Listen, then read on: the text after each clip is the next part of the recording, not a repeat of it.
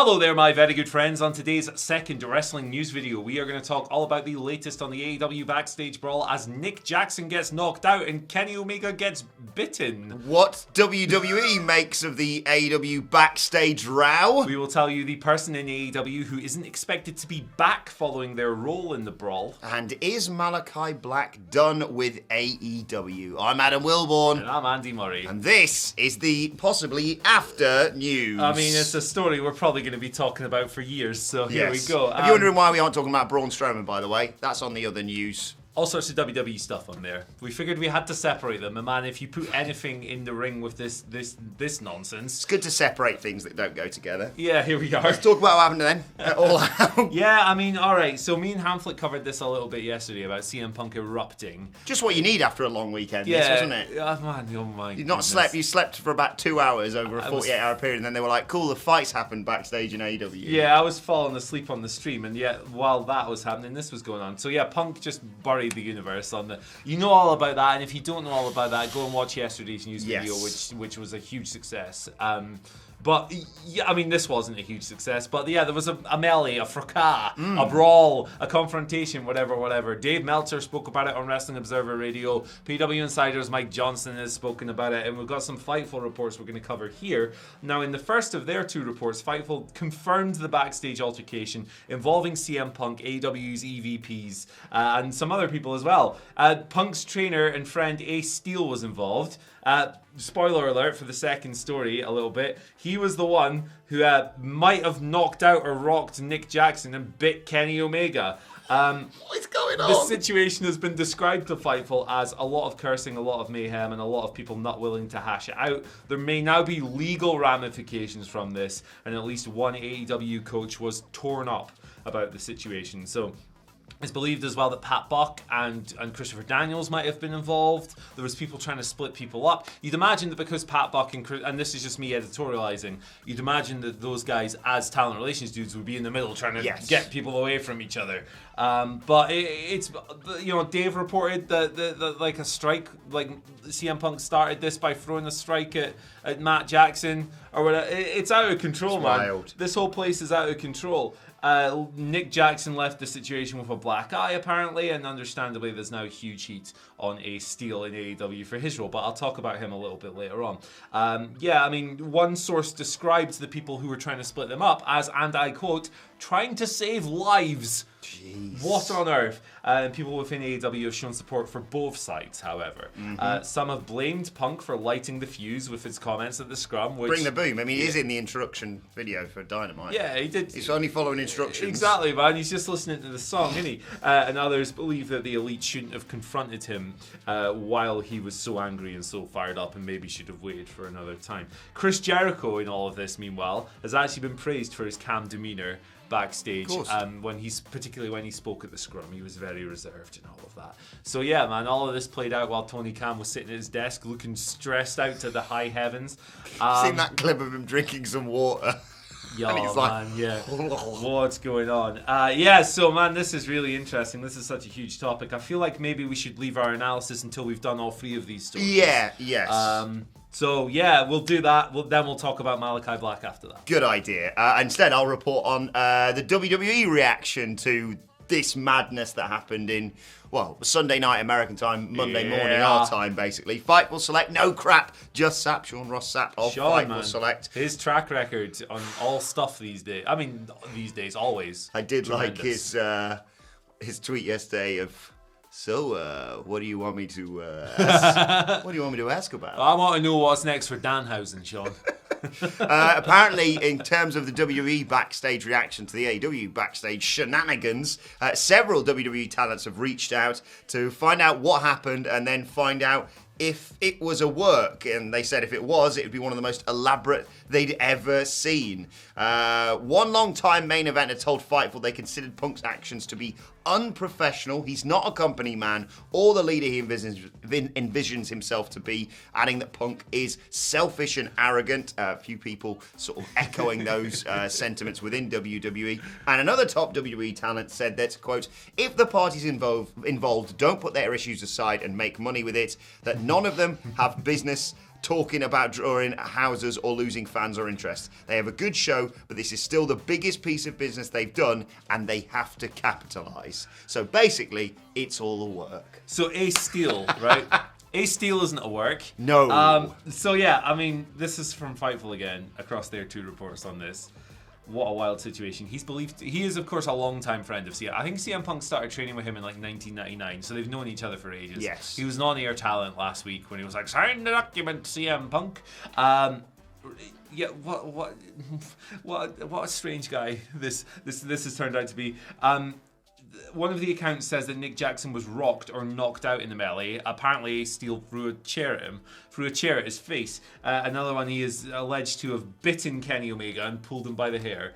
That's 2 of the EVPs there, brother. You can't be putting hands on those people. Now, Fightful's report here notes that as a consequence of this, multiple people in AEW don't believe that Ace will be back in AEW because of this. Now, AEW haven't confirmed anything regarding that, but I mean, yeah, man, if you put hands on 2 of your bosses, not a good sign of your future, probably.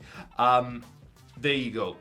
Ace has been with AEW since February. He was let go by WWE from his coaching role. It was like one of them budget cuts related losses in January 2022. He came into AEW in February. He's been there ever since. Looks like that's not going to continue much longer, perhaps. Now, this would be a good time to just talk about this stuff, right? Yes. And give our thoughts on it and everything else. I think that it's quite telling that the highest profile name in AEW, who is completely removed from all of this and just so far above all this, is the great man Jon Moxley. Once again, the only person that you should really look up to in pro wrestling is Jon Moxley. But like this story is so pro wrestling. It's so pro wrestling. This is the kind of nonsense. This is the kind of chaos. This is the kind of interpersonal bruised ego stuff that wrestling has been all about for decades, not so much over the case of the past 20 years. So if you're kind of someone who's come into the sport through WWE since the monopoly ended, or during this like really 2-year honeymoon period of AEW where everything was rainbows and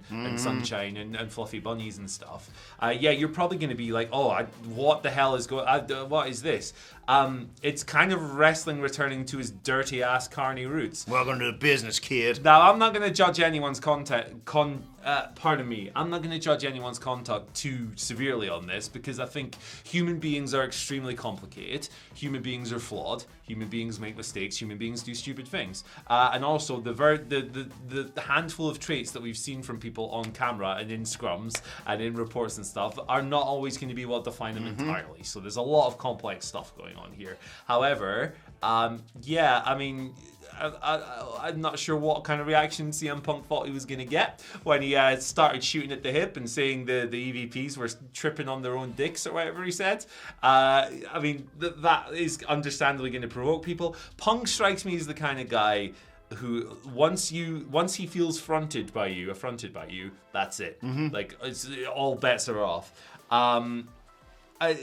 Kenny Omega was like caught on camera on the show going, hey, everyone in the back, follow that, after his match at the show, which is interesting stuff across the board. Tony Khan has a huge challenge on his hand. Tony Khan has to sort this because it's going to get to the point where he has to make huge decisions over some of the biggest names in his entire company. He has to get hold of this. Feels like it's been split down the middle to a certain extent. Yeah, 100%. And you know, he spoke about like how this can be good sometimes. You turn it into a story and all of that stuff, which is that WWE quote that you just mentioned as well. But man, this seems like a pretty deep-rooted poison to me, brother. Yes. I like his TV product, but my goodness. And I get it, you know, some of the best wrestling storylines ever have been a blend of working and real-life storylines, and obviously they were trying to do that with, you might have forgotten about it, but Maxwell Jacob Friedman, my best friend, returned on Sunday night. But, like, if they do decide to shake hands backstage and go, you know what, we can make money off this, which undoubtedly they can. Let's work this. Let's take it out in front of the crowd and utilize that. Not even one wrong move, one wrong word, and this house of cards comes collapsing 100%, down. 100%. All I'll say, because I want you guys to have at it in the comments, and no doubt it already happened on social media. Yeah. I'm already well done, everyone on the meme game so far. Sensational. That's all I really judge scandals by nowadays. Tony Khan's face was a gift for the memes after this, wasn't it? All I want is Wednesday night. Out walks the devil, aka my best friend, Maxwell Jacob Frieden, with a live mic.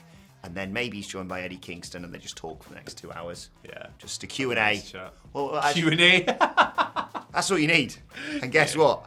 That rating, Tony, up it goes. He's got some big problems, man. He's got some big issues to iron out here. Indeed. And he needs to show some strong leadership. I don't want peace. I want problems all the time.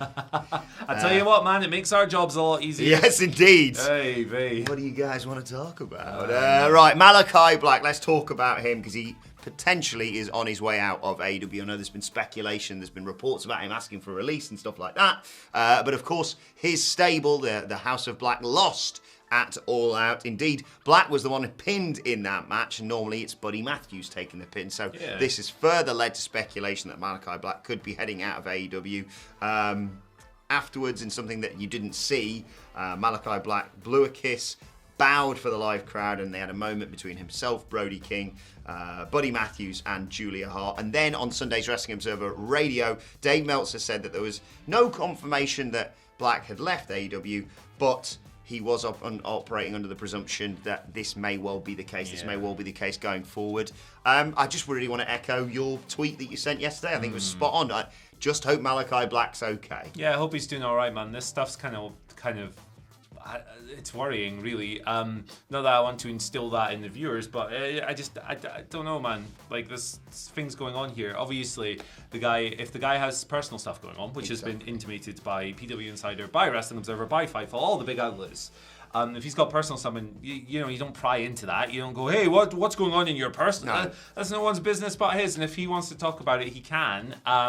But yeah, I hope he's doing all right, man. He posted that Tumblr thing where it was quite obtuse and quite vague. There was talk of, he asked for his release potentially. That was a report that came out, and there was some stuff about his back injury maybe being a bit more messed up as well than first thought. So, on a personal level, that's how I feel about it. On a product level, I would be very upset if he left AEW because I love the House of Black. Yeah, he's really they've got good. potential, and so much of that comes from his vision as well, his creative mind and all that. So yeah, nothing but the best for Malakai Black. I hope that whatever's next for him is indeed the best for him, and that he's able to flourish in the future. Yeah, I think just to clarify here, because you may think we're being a bit hypocritical, I think we're trying to be a bit more lighthearted about what's going on backstage in AEW because it's just so wild, you want to kind of take the edge off it. But with Malakai Black, like you say, if he's got these personal issues, absolutely go away and deal with it. We should normalise taking time away from friends, family, jobs especially, to just sort yourself out first and foremost. Yeah, if you're feeling like, if you found yourself in a situation where you net yourself or whatever, I think it's very important that systems are in place that allow people to reconcile these things and grow and heal and whatever. So, yeah, all the best to Malakai. I think he's awesome. I love the whole stable. I love everyone in that stable. I think Julia Hart in particular over the past few months has really found herself. And I imagine that his influence has a lot to do with that. He's a very creative guy. So, yeah, all the best to Malakai. I hope he's not done, and I hope he stays in wrestling because I love him. Indeed. We'll keep you updated on anything as and when we get the news. But let's move on to your Twitter questions at WhatCulture WWE. Of course, if you want to get in touch with us, the WWE themed Twitter questions, they're on the other news video. These, of course, are more AEW themed. J. Phil writes, good morning, legends. Given the events of the media scrum and the reported altercation that occurred afterwards, and given how Tony Khan handled Eddie Kingston, do you feel that Tony needs to, at minimum, suspend CM Punk for his behaviour post All Out? So yeah, I mean, the precedent's right there now, right? The precedent is right there. Eddie Kingston was suspended for a couple of weeks and the accounts on this vary. The first report that came out was he swung a punch. The next, it was like he pie-faced Sammy. And then in Sammy's account, it was like he tried to pie-face me and he touched my face. So yeah, he put, one way or another, he at least tried to put his hands on Sammy Guevara. And he was suspended for that. There's your precedent. If you want to be consistent decision maker, the aggressor should, if that's going to be applied, therefore be suspended. So yeah, he's got some tough choices to make, man. He really, at this stage, will have to exert some strong leadership on him. And yeah, I'm not going to sit here and say this person should be suspended or whatever, this person should be blah, blah, blah. But that is the precedent. It's right there. Yes. You got to be consistent. Exactly. It's the difficulty, isn't it, of no offense to Eddie and Sammy, but that wasn't the main storyline going on in AEW at the time. And, you'd set up the match. 2 weeks that he was off for, you arguably, if they decided to go that way, could have just brought it back and just said, see you at the Pape on Sunday sort of thing. The issue you've got here is, it's the biggest thing in wrestling right now. Yeah. And yes, to a certain extent, MJF is a perfect example, disappearing arguably continued this conversation, but all you want to see is get Punk out there, get the Bucks out there, get Kenny Omega, get Hangman Page out there, get MJF out there, and all this as and well. we've got to see what goes from here. So the punishments, and you're right, they should be punished for this. Yeah, exactly. The aggressors should be, for sure. Yes. But I think it's important to acknowledge as well that we weren't backstage, right? So it's like... Weren't we? Oh, no. I feel like I can visualise a lot of this. Yeah. So we're going... There's a clip from BTE that's doing the rounds with Cody chucking a chair, and I've just swapped people's heads around, basically. There's a BTE coming out tomorrow, brother, so that could be very interesting. But yeah, it's important to, before we cast wide aspersions and stuff, we're going by reports. And I trust the reporting of the people involved in this. They're all very trustworthy. But at the same time, I can't stand here and go, yes, CM Punk did this, I saw it with my own eyes, and therefore he should be suspended for a month. It's up to the leaders in AEW to look at this situation. They have to do it objectively as well. They can't go, because you're a top star, you're getting a pass. That's bollocks. No. Yeah, man. If this gets to the point where top stars in AEW don't want to work with each other again, if CM Punk and Kenny Omega don't want to have a match ever now because of this, that is a huge problem. And we'll see if we get to that point. And it seems we might already be at that point. Well, Connor Sheridan might have the solution to this. Connor Sheridan writes, "Good morning, chats. Happy Tuesday. After hearing the stories of chaos in the AEW locker room these days, I know you're no fans of it. Seems like there's a lot to be said for having a wrestlers' court. Absolutely after all. Absolutely not. This is a really terrible solution. Wrestlers' court is horrendous. It is an enabler of backstage bullying. It fosters a rotten culture. It fosters cliques. It fosters people like The Undertaker and JBL having the power to exert their power over people and bully people and go, hey, you're out of the locker room. You're over here. We're going to ostracise you. We're going to make you feel terrible about your job. We're going to bully you. And the wrestler's court is a horrendous thing. It's a horrendous solution. I think it's quite an antiquated mentality to sit here and go, The Undertaker would sort them out or whatever. Nah, man, that mentality needs to die. Tony Khan absolutely needs to do something about this, but empowering a bunch of wrestlers to rule their own law and be bullies is not the one for me. I think now don't try and stand up for it, please. Please don't do that. I am inclined to agree with you, Andy, but I do have a counterpoint. Danhausen in a judge's wig. So, each their own. I'm inclined to agree with you that it fosters an atmosphere of horrific bullying and a lot of dickheads backstage. Yeah. But then, guilty. Okay, no, we don't wrestle this court. I thought you were going to be serious. No, I was God, like, no. Oh my God, I should know better. What's going on? Heel with the Eel, and welcome back, King of the Kazoo. The Eel's brother, what's his name? The Eel. Right, okay, he's on his way, so don't worry, he will be returning, maybe by Friday. Who knows? A wacky news video. So shout-outs to the guy who's got the Eel, by the way. If he's got an Eel t-shirt, and now he's got an Eel. If you want to hear that story, watch this morning's news video. I'll tell you what, the Brawl one. It just never stops, I love it. What do you think Moxley's doing next, says Bry. Refreshing. We can talk about something that isn't totally chaotic. Yes. Citywide Bry says, what do you think Moxley's doing next? It feels as though he's treated as a complete afterthought at All Out. Maybe Blackpool Combat Club versus the Elite for the Trios titles. I don't think he was treated as an afterthought. I think he was there to put CM Punk over in his hometown. I think he became an afterthought because of all the crap that happened afterwards. So I don't think he was booked like one for sure. And I think he's the wrestler of the year. I think his track record is absolutely impeccable. I think that Jon Moxley, like I said earlier, is the one guy who's above all this. He's just completely removed. You know why he's the best guy? Because he's not involved in this, and he's not on social media properly either. That's how you know he's smarter than all of us. Trios would make sense, right? Mm-hmm. Him, Danielson, and Yuta, something like that. That'd be cool. Or him, Danielson, and Claudio, whatever you want to do. Or Ace Steel, Punk. Danhausen, because he gave Punk his boots, didn't he? I saw that. There you go. Well, I would absolutely keep him away from all that bollocks, all the chaos and stuff, and I would just have Jon Moxley do Jon Moxley things. Who's kind of like an on-the-come-up heel who he could work with? Powerhouse. Who you think? Boom, that would be great. Hobbs squashed Ricky Starks. I was kind of shocked by that, actually. Maybe not the route I would have gone down. But yeah, Hobbs, Boom, you got it. Done. Yeah, there you go. There we go. We completed it. Fixed it. Completed it, mate. No one finally today because legally, I just don't want to get into any trouble, to be perfectly honest. Yeah, don't want any problems. No. Leave us alone, Judge Danhausen. But yes, if you want an and finally, that's on the WWE video as well as our WWE stories and WWE Q&A. Sound like the aliens from The Simpsons. What they called Cheech and Krang. Cheech and Krang? Cheech and Chong. Yeah, I think that's it. Oh, Chong, that's it. Cheech and Chong. Who are they again? They're from the Miami Vice. That's the one. Cheech Marin was in Miami Vice. What is happening? Is Miami Vice the one with Don Johnson? The one with the snazzy. Yeah, I think I'm right. If I'm wrong, let me know. I probably am. Comments. What are the aliens from The Simpsons called? Krang and Krang Quang. Krang and Bang. Kranging and banging. Kranging and banging. There we go. There in the There end. we go. Krang's from the Turtles, you loser. Let us know your thoughts in the comment section below. Not on that. And like, share, subscribe to WhatCulture Wrestling wherever you get your podcasts from for daily wrestling podcasts. We'll find something to talk about today, I'm sure. You can also send us Twitter questions for tomorrow at WhatCulture WWE. Continue conversation on there with both of us. You can follow Andy Murray on Twitter at. Follow me at Andy H Murray. The H stands for He's Coming Home, and I'm not talking about that loser Gareth Southgate. I'm talking about the eel. The eel's brother, the eel.